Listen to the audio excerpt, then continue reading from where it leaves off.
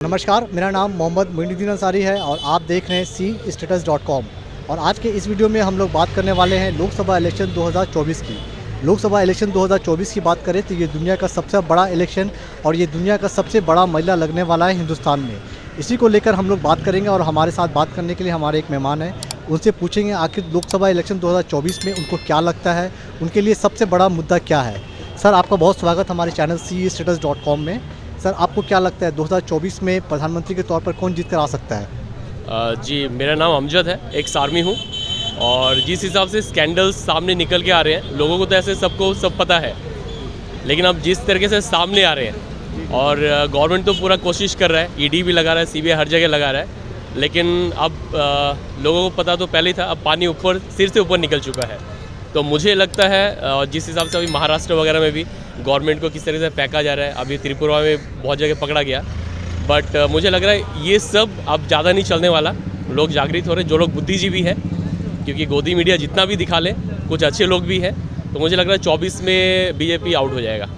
और मैं एक BJP के बारे में आपने कहा, मैं इसमें एक चीज़ और इसमें ऐड करना चाहूँगा कि साल 2009 में अगर बात करें तो भारतीय जनता पार्टी को वोट मिलते हैं 7.5 करोड़ के लगभग आसपास। उसके बाद फिर साल 2014 आता है, यानी कि नरेंद्र मोदी जी का युग आता है। उस वक्त अगर हम लोग देखें तो ये वोट शेयर बढ़कर 7.5 करोड़ हो जाता है। उसके बाद फिर अगर हम लोग 2019 की बात करें तो ये फिर और वोट शेयर बढ़कर 22 करोड़ के वक्त हो जाता है। अभी कुछ लोगों से मैं बात कर रहा था, उनका भारतीय जनता पार्टी का उनका ये कहना है कि साल 2024 में उनका जो लक्ष्य है 30 करोड़ के वोट के आसपास है। अगर उनका स्ट्राइक रेट अगर 70 से 80% भी होता है तो हो सकता है ये कहीं ना कहीं 25 से 26 करोड़ वोट होगा। आपको लगता है कि ये पॉसिबल है आपका 2024 में?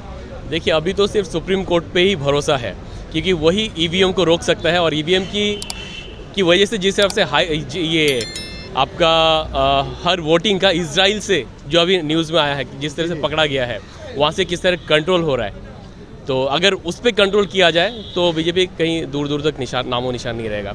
लेकिन EVM को कंट्रोल करना पड़ेगा। आपको लगता है कि EVM को कंट्रोल करेंगे तो हो सकता है कि 2024 में दोबारा वो जीत के नहीं, तीसरी बार वो जीत के ना आ पाए? हाँ, EVM अगर नहीं रहेगा तो फिर कोई चांस ही नहीं है। तो मुझे लेकिन हाँ, एक और चीज़ है, जिस हिसाब से वो लोग, जैसे अभी त्रिपुरा में हुआ वहाँ पे, बट वहाँ पे पुलिस कहाँ का लगाया गया? गुजरात का। और जहाँ पे BJP का कंट्रोल, वहाँ से पुलिस को लगाया गया है, जबकि वहाँ पे सेंट्रल फोर्स को लगाना चाहिए था। तो बहुत CISF को तो वहाँ पे लोग थे, हम लोग टीवी में देखे, CISF के बहुत सारे लोग वहाँ पे थे।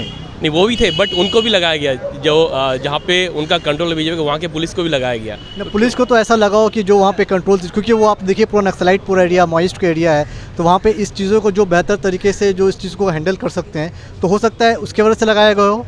तो और भी स्टेट के लगाए जा सकते थे, या उसके नज़दीक के लगाए जा सकते थे, या सेंट्रल फोर्स भी बहुत सारा है जिनको लगाया जा सकता था, तो उन्हीं को क्यों आपका ये सवाल है। और मेरा एक और सवाल है, अभी राहुल गांधी का आप लोगों ने देखा होगा 2024 में भारत जोड़ो यात्रा उन्होंने अभी किया था, अभी वो ख़त्म हो गया है। तो आपको लगता है कि राहुल गांधी जो भारत जोड़ो यात्रा कर रहे हैं, इससे बहुत कुछ असर होने वाला है 2024 में? जी, भारत जोड़ो यात्रा जो उन्होंने किया तो बहुत अच्छा कदम उठाया है।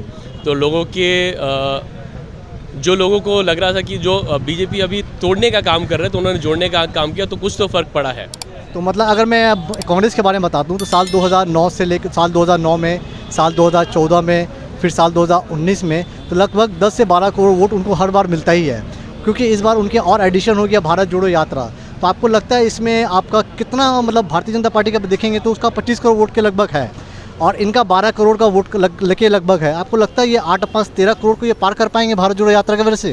देखिए, बहुत कुछ डिपेंड करता है। जैसे आपको पता है BJP हमेशा डिवाइड एंड रूल करता है, और अभी फिर से थोड़ा बहुत शुरू हो चुका है कई स्टेट्स में डिवाइड एंड रूल वाला, हिंदू मुस्लिम को लड़ा के वो वोट बैंकिंग जो है। बट अगर प्रोग्रेस के ऊपर बात होगी, बेरोजगारी के ऊपर बात होगी, किस हिसाब से मीन्स अगर डेवलपमेंट के ऊपर बात होगी, तो BJP कभी भी नहीं आ पाएगा। तो यहाँ पे अगर आप देखें तो 25 करोड़ वोट लोग अगर हम लोग देखते हैं तो उनको कहीं ना कहीं तो ऐसा लगता होगा विपक्ष कमज़ोर है। तो आपको नहीं लगता है कि 25 करोड़ लोग जो वोट दे रहे हैं तो कुछ ना तो कुछ देख के ही लोग वोट दे रहे होंगे? हाँ, वो गोदी मीडिया को देख के वोट दे रहे हैं, कि गोदी मीडिया जिस हिसाब से दिखा रहा है, लोगों का ब्रेन वॉश किया हुआ है।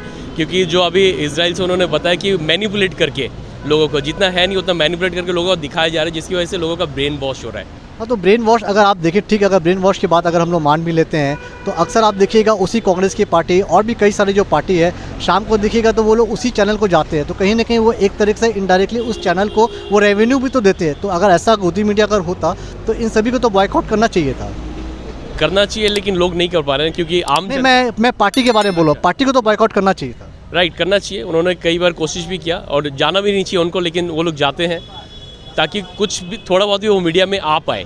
नहीं, मीडिया में आप आए तो देखिए थे बहुत सारे, अभी देखिए लोकल मीडियाज़ है, यूट्यूब चैनल, बहुत सारे लोग हैं, तो कहीं ना कहीं कांग्रेस पार्टी के बारे में दिखा रहे हैं कि राहुल गांधी कुछ कर रहे हैं। लेकिन कहीं ना कहीं आप इनडायरेक्टली अगर आप किसी को अगर गोदी मीडिया अगर आप कहते हैं, तो सबसे पहले बात तो उसी पार्टी के लोग जो है वहाँ पहले बीच में उन्होंने बंद कर दिया था, लेकिन अभी कुछ दिन से वो फिर लगातार वो जा रहे हैं। तो कहीं ना कहीं तो आपको कन्फ्यूजन उस पार्टी में नहीं लगती आपको? कन्फ्यूजन तो लेकिन उनके पास भी मेरे को लग रहा है रास्ता नहीं है, क्योंकि गोदी जो भी मीडिया है अभी मैक्सिमम सब NDTV एक बचा था, वो भी उन्होंने अभी अडानी जी उनको ले लिया। जी, वो भी अडानी जी ने खरीद लिया। अच्छा, नरेंद्र मोदी जी ने अभी हाल ही में एक बयान दिया है कि ईडी के वजह से जितने भी विपक्षी पार्टी है ये लोग सब एकजुट हो गए हैं। तो इसमें आपको क्या लगता है, अगर किसी पर कार्रवाई हो रही थी तो कार्रवाई तो होनी चाहिए? नहीं, होनी चाहिए, सही वक्त पे, लेकिन जो भी गवर्नमेंट के बीजेपी के ऑपोजिट में जाता है सिर्फ उन्हीं पे कार्रवाई हो रही है। कहीं पे भी देख लीजिए, जो भी थोड़ा मुंह खोलेगा उसके उसी पे कार्रवाई हो रही है। मतलब जो मुंह खुलेगा बीजेपी के अगेंस्ट में उसके ऊपर ईडी कार्रवाई होगी, लेकिन ईडी की जो अभी कार्रवाई हो रही है, मतलब अगर किसी पार्टी के अगेंस्ट में और किसी के भी अगर खिलाफ हो रहा है तो ईडी की कार्रवाई आप अच्छा मानते हैं? अगर वो सही तरीके निष्पक्ष रूप से करे तो अच्छा है, कि अगर वो इंडिपेंडेंट उस पर, लेकिन अगर कभी कोई पॉलिटिकल पार्टी के प्रेशर पे अगर करे वो गलत है। मतलब जो मुंह खुलेगा बीजेपी के अगेंस्ट में उसके ऊपर ईडी कार्रवाई होगी, लेकिन ईडी की जो अभी कार्रवाई हो रही है, मतलब अगर किसी पार्टी के अगेंस्ट में और किसी के भी अगर खिलाफ हो रहा है तो ईडी की कार्रवाई आप अच्छा मानते हैं? अगर वो सही तरीके निष्पक्ष रूप से करे तो अच्छा है, कि अगर वो इंडिपेंडेंट उस पर, लेकिन अगर कभी कोई पॉलिटिकल पार्टी के प्रेशर पे अगर करे वो गलत है। अगर हाल ही में अगर आप देखेंगे, अभी तुर्की में बहुत बड़ा भूकंप आया था, उसमें भारत के जो प्रधानमंत्री उन्होंने सबसे पहला जो रिलीफ भेजा था वो हमारा भारत की तरफ से गया था। तो इसको आप कैसे देखते हैं? देखिए, ये तो पॉलिटिकल पॉइंट ऑफ व्यू से अगर देखा जाए इंटरनेशनल लेवल पे, तो अपना कंट्री का वैल्यू बढ़ाने के लिए, अपना नाम बढ़ाने के लिए करना पड़ता है, और ज़रूरी भी है, करना भी चाहिए किसी भी कंट्री। ये भारतीय जनता पार्टी का जो कदम उठाए सबसे पहले जाने के लिए अच्छा है? नहीं, देखिए, सबसे पहले जाना या बाद में जाना वो मैटर नहीं करता, ऐसे पहले जाना चाहिए, क्योंकि वहाँ पे एक अलग इशू है। लेकिन बीजेपी जब उस तरह से फंसा हुआ है जिस स्कैंडल्स में, तो उन्होंने अपना थोड़ा पॉइंट बढ़ाने के लिए जल्दी भेजा, ताकि लोगों को न्यूज़ में, मतलब कि मुस्लिम वोट भी उनको मिल पाए। हाँ, उसी की वजह से वही एक पॉइंट है, पॉलिटिकल पॉइंट ऑफ व्यू से उन्होंने किया। और बहुत एक सवाल और मैं आपसे पूछूंगा कि भारतीय जनता पार्टी ऐसी कई सारी स्टेट हैं जहां पर वो मान लीजिए 100 में 100 लाने के लिए कोशिश कर रही है। जैसे कि आप गुजरात में देखें, उसको जो 26 की 26 सीटें मिली थी, राजस्थान में पूरी सीट मिली थी, मध्य प्रदेश में एक सीट छोड़ दे तो लगभग उनको पूरी सीट मिली थी, दिल्ली में भी कई सारी उनको पूरी सीट मिली थी। तो और दूसरी तरफ अगर कांग्रेस को देखें तो कांग्रेस खाता खोलने के लिए लड़ रही है, तो आपको दोनों में फ़र्क नहीं लगता है? मेन तो मैं फिर से ईवीएम के हैकिंग के बारे में बात करूंगा, जो इजराइल से अभी पकड़ा अगर मान लीजिए अगर हैकिंग छोड़ दें तो कांग्रेस को नहीं लगता कि कांग्रेस जिस 2024 में जो जनता को बोल रही है कि हम एकमात्र विकल्प हैं, लेकिन वो बहुत सारे स्टेट में सिर्फ अपना वो खाता खोलने के लिए ही लड़ेगी, और दूसरी तरफ अगर बीजेपी को देखिए वो पूरी की पूरी सीट के लिए लड़ रही है। कांग्रेस को भी मुझे लगता है ग्राउंड लेवल पे और बहुत ज़्यादा काम करने की ज़रूरत है। शायद ग्राउंड लेवल में उस हिसाब से वो लोग टच में उस हिसाब से नहीं है जिस हिसाब से होना चाहिए, उनको बाहर निकलना चाहिए, जिसका बहुत एक अच्छा कदम अभी अपना राहुल गांधी जी ने उठाया था। अच्छा, आपने बोला ये ग्राउंड के बारे में बोलूँ तो मैं एक चीज़ और इसमें ऐड कर दूँ। हाल ही में अभी आप लोगों ने देखा होगा त्रिपुरा में भी चुनाव हुआ है, ठीक है, उसके बाद अभी नागालैंड है और आपका एक स्टेट और है। तो राहुल गांधी अभी आप देखेंगे तो वो कश्मीर में पाए गए थे, मतलब घूम रहे थे, फिर रहे थे। आपको नहीं लगता कांग्रेस पार्टी का ये नादानी है, ये कहें, या उसको हर एक सीट उनको सीरियसनेस वो चीज़ क्यों नहीं आती है? भारत जोड़ो यात्रा इतना सक्सेसफुल उनका कैंपेन था जहाँ लोग उनसे जुड़ रहे थे, और दूसरी तरफ अगर आप देखें भारतीय जनता पार्टी की जो मतलब जितने भी टॉप मैनेजमेंट है, होम मिनिस्टर हो या प्राइम मिनिस्टर हो, लगातार वो कुछ ना कुछ वहाँ पर इवेंट्स कर रहे हैं, और दूसरी तरफ कांग्रेस वहाँ पर जाती ही नहीं। तो कहीं ना कहीं कमी है कांग्रेस में।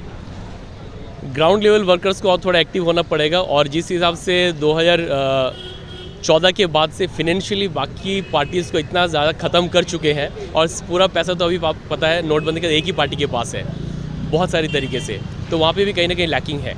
तो और ये 2024 में जैसे कि आपने बताया कि सबसे बड़ा मुद्दा क्या लगता है कि मतलब आम पब्लिक के बारे में आपको क्या लगता है? बेरोज़गारी, महंगाई, क्या सबसे बड़ा इशू लगता है आपको? सबसे बड़ा इशू होना चाहिए बेरोज़गारी, महंगाई, बट सबसे बड़ा इशू मुझे लगता है दोबारा से डिवाइड एंड रूल पे ही चला आएगा, दोबारा से दंगे शुरू होंगे, क्योंकि अब तक बीजेपी जिस हिसाब से जीता है, चाहे गुजरात में हो या अदर कहीं पे भी, उसी हिसाब से जीता है। तो मुझे लगता है फिर से ऐसा ही कुछ होने वाला है। तो एक बात बताइए, जैसे कि भारतीय जनता पार्टी अगर बहुत सारे अगर मीडिया की हम लोग बात करें, वो ऐसा कहती है कि कलकत्ता में डर का एक माहौल है। तो आप कलकत्ता के हैं, मैं आपसे पूछना चाहता हूँ कि कलकत्ता में ऐसा कोई भी ऐसा गली या कोई भी ऐसा मतलब आप जगह बताइए कि जहाँ आप मुस्लिम हैं आप हिंदू के मोहल्ले में नहीं जा सकते हैं, या अगर आप हिंदू हैं तो मुस्लिम के मोहल्ले में नहीं जा सकते, ये तो गलत है, ऐसा तो कोई जगह है नहीं। कोलकाता हमारा बहुत अच्छा है, बहुत सेफ़ है, और क्योंकि यहाँ पे बुद्धिजीवी बहुत है और सब मिलजुल के रहते हैं। ये जो आपका जो फैलाया जाता है कि नहीं अगर आप कोलकाता के इस मोहल्ले में जाएंगे, लोग आते हैं, मुझे लगता है बाहर से लोगों को बुलाया जाता है जब इलेक्शन के टाइम पे, जिसकी वजह से ये सब दंगा वगैरह कराया जाता है। हाँ, लोकल पीपल कभी भी इन्वॉल्व नहीं होते हैं। हाँ, लोकल पीपल मान लीजिए, एक थोड़ा सा इधर आ जाइए। नहीं, ये बात आपने ठीक कहा। मैं जैसे आपने बोला कि बार बार ये दंगा के बारे में बोला, तो मैं ये चीज़ पूछना चाहूँगा, जैसे आप कोलकाता में, अगर कोलकाता के बारे में कोई अगर बाहर का कोई लोग अगर बोलता है या टीवी चैनल से बोलते हैं कि आप इस मोहल्ले में नहीं जा सकते क्योंकि आप हिंदू हो या मुस्लिम हो, तो ये कहीं ना कहीं जो गलत नैरेटिव फैलाया जाता है। ये गलत नैरेटिव गोदी मीडिया की वजह से लोगों के मेंटली उनको इस हिसाब से न्यूज़ एक मैसेज दिया जा रहा है जिससे उनको पॉलिटिकली फ़ायदा मिले वोटिंग में। एक चीज़ डिवाइड एंड रूल किया जाए। एक चीज़ और मैं पूछूंगा कि आप लोग मान लीजिए यहाँ पे स्प्लिट वोट देते हैं, यानी कि अभी मान लीजिए असेंबली इलेक्शन में किसी और को आपने वोट दिया, या आपने काउंसिलर के इलेक्शन में किसी और को वोट दिया, लोकसभा इलेक्शन में किसी और को वोट, आप लोग स्प्लिट वोट देते हैं या किसी हर पार्टी हर वक्त एक ही पार्टी को आप वोट देते हैं? नहीं, हर वक्त एक ही पार्टी को, लेकिन कभी कभी देखा जाता है कि उम्मीदवार कौन है, वो काम कैसे करेगा, उसके ऊपर डिपेंड होकर भी दिया जाता है। अगर मान लीजिए भारतीय जनता पार्टी अगर एक मुस्लिम कैंडिडेट को उतारती है आपके या जान पहचान में हो या कोई भी ऐसे हो, तो आप उस पार्टी को आप पार्टी देखिएगा कि पहले आप कैंडिडेट देखिएगा? अभी फ़िलहाल जो सिनेरियो है तो मैं हाइपोथेटिकल क्वेश्चन पूछ रहा हूँ कि मान लीजिए आप इस एरिया से आप एक ऐसे मुस्लिम नेता को बीजेपी खड़ा कर रही है जिसको आप जानते हैं, ठीक है, तो आप क्या वोट देंगे उसको?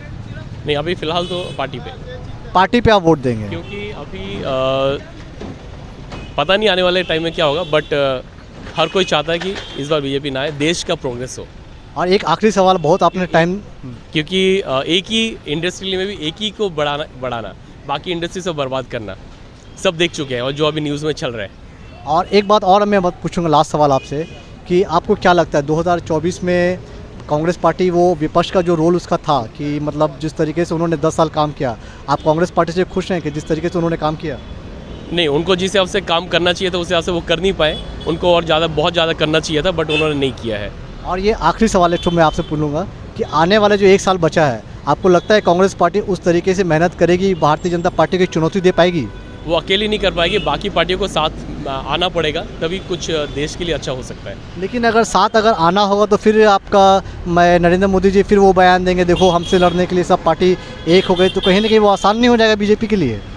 एकता में ही शक्ति है, जब सब एक साथ आएंगे तभी कुछ हो पाएगा। एकता में ही शक्ति है, वो तो हम सब जानते हैं। अब मिल के आना पड़ेगा तभी कुछ चेंज हो पाएगा, नहीं तो नहीं हो पाएगा मुश्किल। लेकिन राहुल गांधी की तरफ से वैसा कोई कदम उठाया नहीं गया। आप अगर देखें तो आने वाले कुछ साल, लगभग 1 साल बचे हैं, लेकिन कहीं ना कहीं कांग्रेस की तरफ से मतलब बहुत लैक है, मतलब कोई किसी चीज़ में वो एक्टिव नहीं है। एक होता है चलिए हमको लड़ना है, वो लड़के अगर जीतती है, लड़के हारती है, तो कांग्रेस तो कहीं मतलब लड़ता हुआ दिखाई नहीं दे रही है।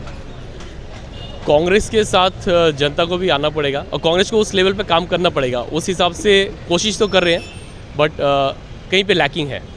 तो बहुत शुक्रिया सर, आपने हमें टाइम दिया। तो ये थी हमारी एक छोटी सी रिपोर्ट जुड़ी हुई लोकसभा इलेक्शन से। होप अगर आपको ये वीडियो की इन्फॉर्मेशन अच्छी लगे तो हमारे यूट्यूब चैनल cstatus.com को ज़रूर लाइक करें और सब्सक्राइब करें। थैंक यू सर आपका।